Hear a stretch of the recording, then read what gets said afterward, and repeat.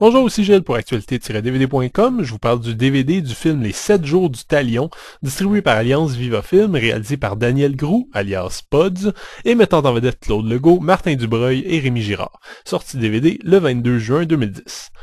Bruno Hamel est un jeune père devenu fou de rage en apprenant que sa fille de 8 ans a été violée et tuée. Il décide de kidnapper le principal suspect pour le torturer durant 7 jours dans un chalet isolé. Vous venez d'entendre le synopsis, j'ai donc pas besoin de dire que le film s'adresse à un public adulte et averti. Les 7 jours du Talion est une nouvelle adaptation d'un roman de Patrick Sénécal, considéré par beaucoup comme notre Stephen King à nous. Hélas, les bonnes adaptations de Stephen King au cinéma se comptent sur les doigts de la main, et jusqu'ici, c'est la même chose avec Patrick Sénécal. Il faut dire que ses dialogues un peu lourds et sa façon d'aborder des thèmes sociaux aussi vastes qu'épineux, avec la subtilité et l'agressivité d'un char d'assaut, ne se prête pas nécessairement à des spectacles auxquels on croit au cinéma. Et je dis ça avec le plus grand respect pour cet auteur que j'adore pourtant. Je considère Sur le seuil et 51-50 rue des Hommes comme des échecs filmiques, mais je dois admettre que Les 7 jours du Talion m'a au contraire pas mal renversé. L'histoire est très simple et dissèque méticuleusement les rouages et les mécanismes de la vengeance et de ses retombées psychologiques. Mais une histoire simple veut pas nécessairement dire une histoire simple à filmer. Des films sur la vengeance, il y en a une quantité innombrable et de tous les types possibles. Et contrairement à ce que beaucoup croient, je pense que c'est assez complexe de réussir un film sur la torture et la violence. En ce qui me concerne, par exemple, des films comme Hostel, Irréversible et Décadence me laissent parfaitement indifférent, alors que Les 7 jours du Talion m'a heurté de plein fouet.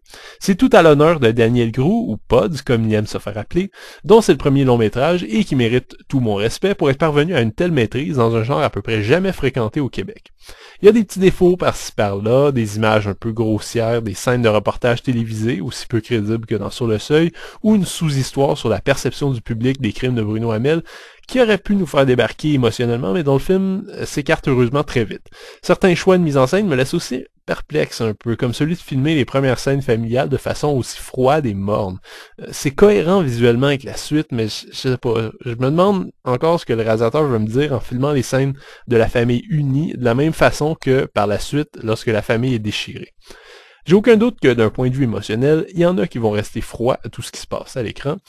Ça reste totalement subjectif. Habituellement, c'est mon cas aussi, mais il y a un aspect psychologique très noir, c'est un euphémisme, qui s'ajoute aux scènes de torture et qui ont rendu le film à peu près insoutenable pour moi. Très vite, le spectateur peut pas s'accrocher à aucun personnage, ni celui du bourreau, qui est censé être le bon cas, mais qui va beaucoup trop loin, ni celui de la victime, dont certaines répliques m'ont rendu presque physiquement malade. On se retrouve donc avec une histoire d'horreur pure et dure et surtout violente à tous les niveaux possibles et imaginables.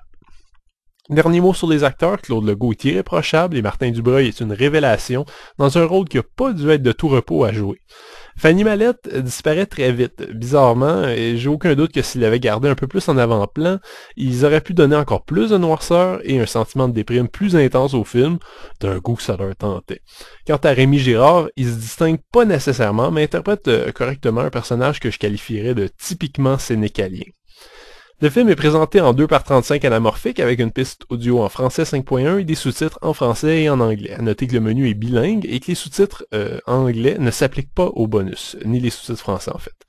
Et pendant qu'on en parle, pour un film qui a eu autant de succès à la fois critique et public, je suis un peu déçu par ces bonus. Environ 10 minutes de scènes supprimées intéressantes à voir une fois, et une galerie de photos détaillant la production, le tournage et la première du film constituent l'ensemble de l'aspect interactif du disque.